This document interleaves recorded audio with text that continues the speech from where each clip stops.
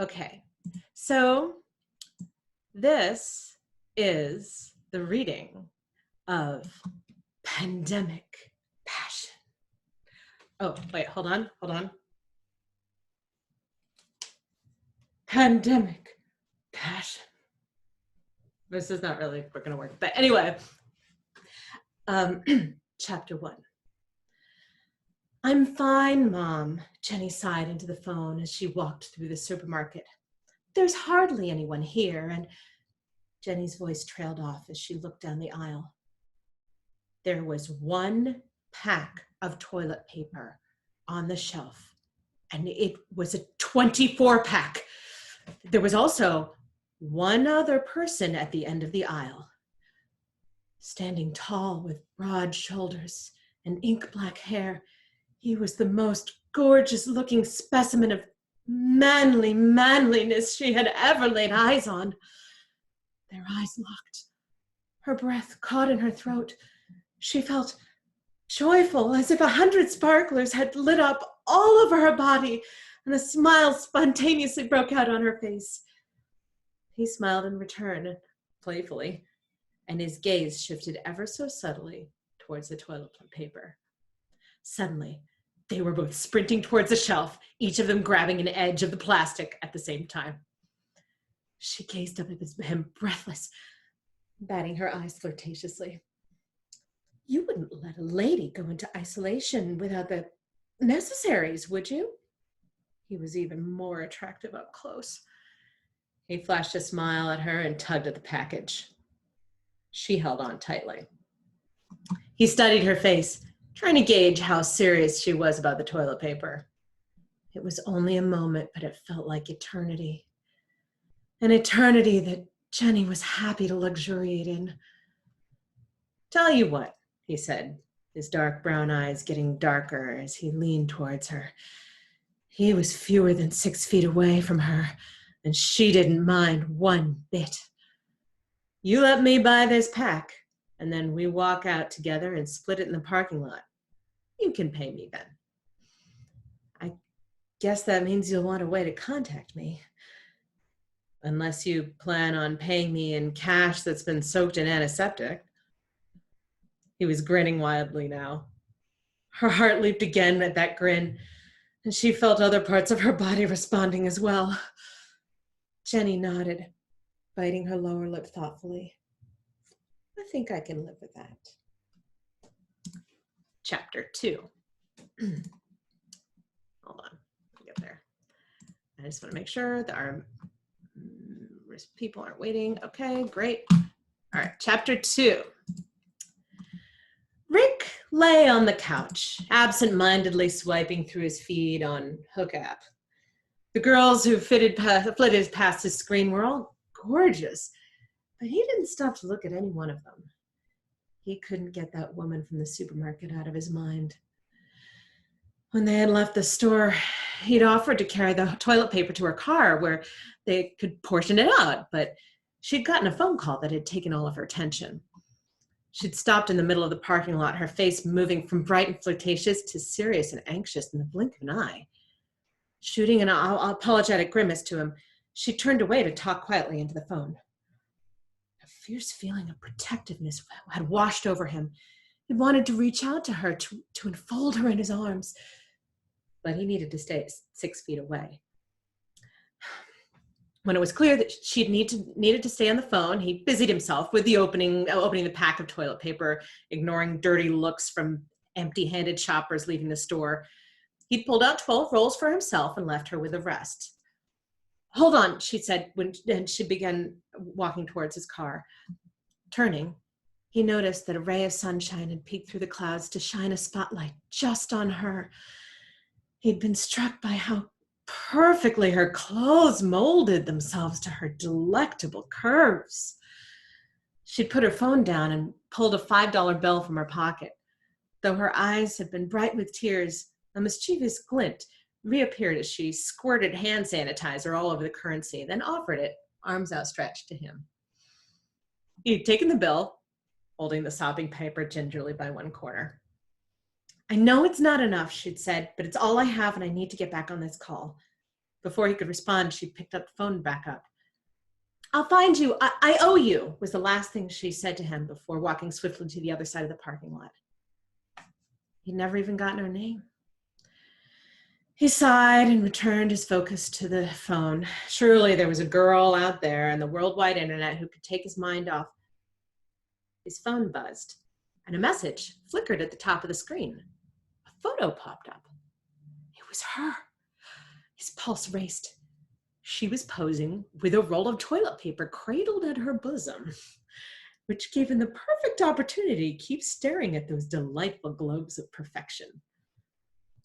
User 8675309. I told you I'd find you. A rueful smile broke out across his face. I guess your name is Jenny, he murmured as he began to type.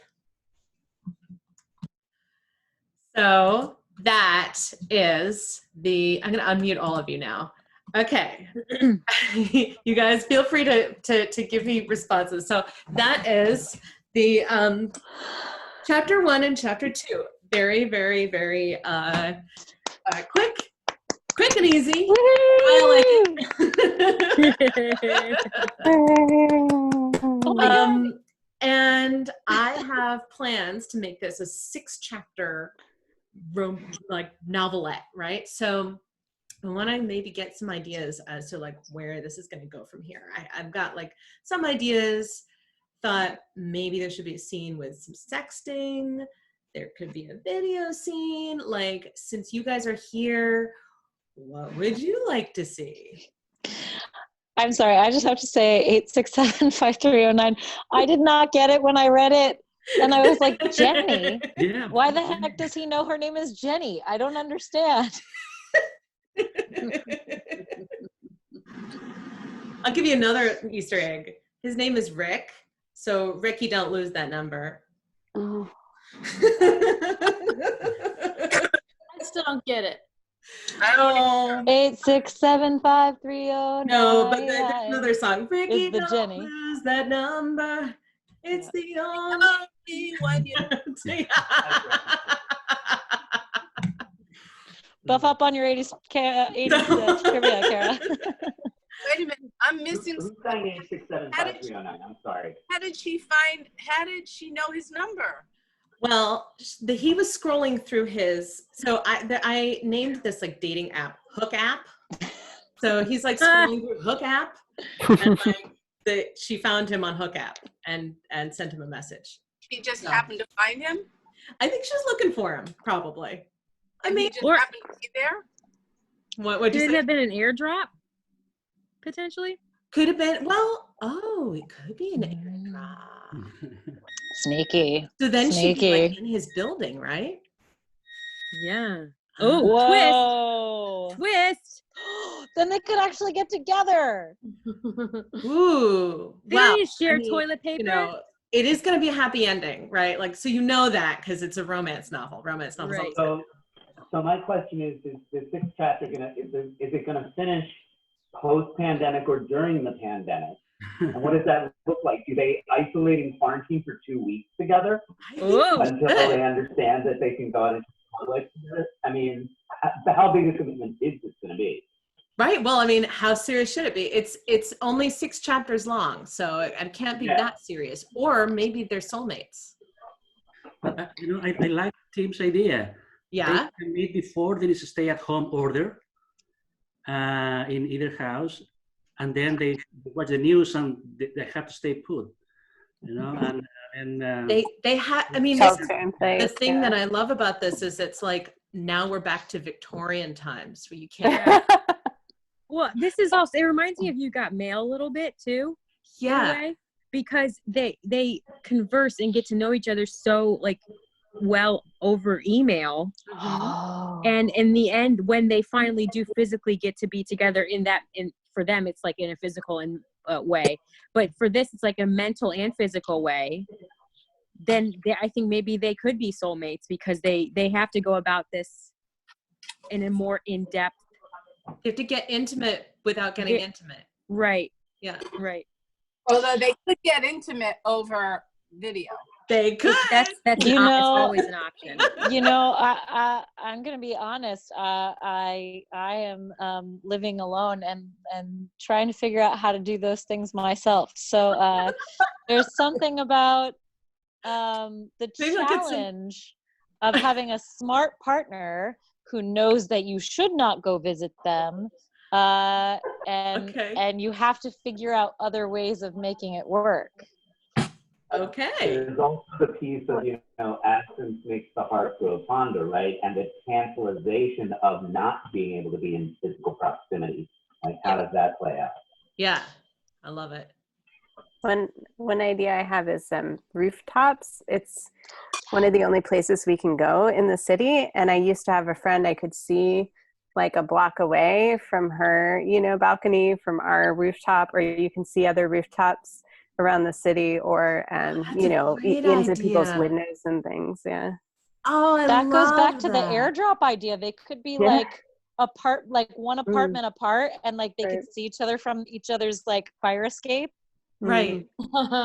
Right. Yesterday in the news there was a story like that in New York. Oh, I heard about this. Dancing on the roof of a building, and the guy across the street shout to her, and then they had a dinner.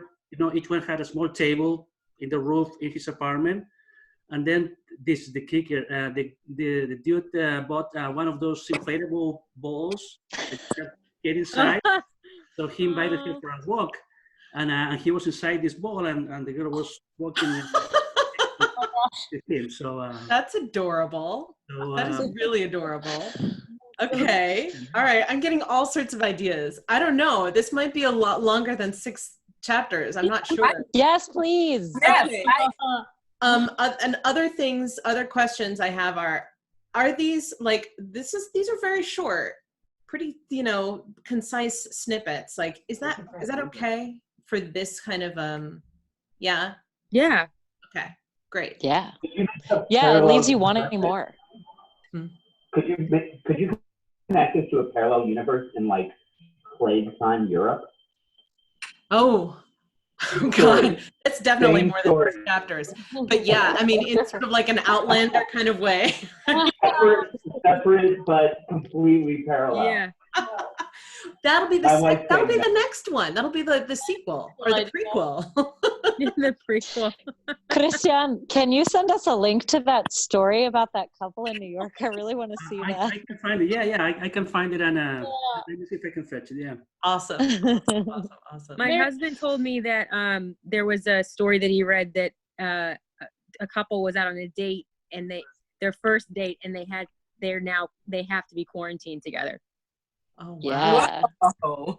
So I'm like, and we're I just, hope it and went then, like, well. what you said divorces are climbing and in all over the place or something, or like, no, police are being called for domestics. That's not part of your story. I just wanted. It's not part of my story. No, it's this not is part a of your happy story. ending story for sure. Yes, like I find that very. This is. I mean, we're gonna go through all the romance novel tropes. It's that boy meets girl, boy loses girl, boy gets girl back, or or girl meets boy. But there's definitely gonna be. We have to follow that thing. Otherwise, it's not a romance novel, and then it's not fun. So yeah. But cool. All right. Well, I don't want to take up too much of your time. I'm just so happy that you guys showed up. It really means so much that you came and listened to this. And, if you get any ideas along the way, let me know. And I'll keep writing. And, Please do more. Please do more. We want to hear more. Okay. Yeah, I need sexy story time. Sexy story time. Well, once we get into this. Oh, wait. Yeah, that's me. I'm connected to my phone to send you the link to the video. Oh, okay. All right, great. Fine. So I think from now on it's gonna get sexier and sexier. So they're, now that they've had the meet cute, we're gonna get a little more adult. So yeah. I'm sorry, that hand sanitizer killed me. What a wonderful reference. It's like lube or something. I don't know. It's so good. So good. Yeah. I can't believe how much you're able to fit in these tiny, tiny little Yeah, snippet. I mean, you know, like it's funny because it actually takes me a while to read, like to get to that point. But like, you know, once I do, I'm like, oh, this is great. Yeah, we're just gonna do that, and it just has to be like two little things that happen in each scene, and we're good to go. So yeah, and Tim knows all about that because he's heard my stories backstage at the opera. So. What was the Venetian one? What was the first one when we were doing, what was it, Otello or something? It's called the Venetian Vixen. It's during Otello. Yeah. I'll do, you know, like if this turns into a regular thing, I'll start bringing those ones out and Yes. they're already written. So yeah, I Nice. just thought this was more timely. Yeah. You have such a great choice of the perfect vocabulary. You know, they're not too far out, but they're just right on for that. Good. Where'd you find that picture? So there's a website called unsplash.com where you can get all royalty-free pictures, photos. Oh. They're all beautiful. And I was like, let me see what I can do with a graphic. I went to Unsplash and I typed in coronavirus. And like I just started scrolling down, and then there was that like billboard, like somebody had made a mural and taken a photo of it. Wait, what picture are you talking about? The novel cover? Is that? I don't. It was on That's the the one Facebook. on the invite? Oh, okay. Yeah, the one that's on the Yeah. yeah. I'm gonna have to Yeah. look.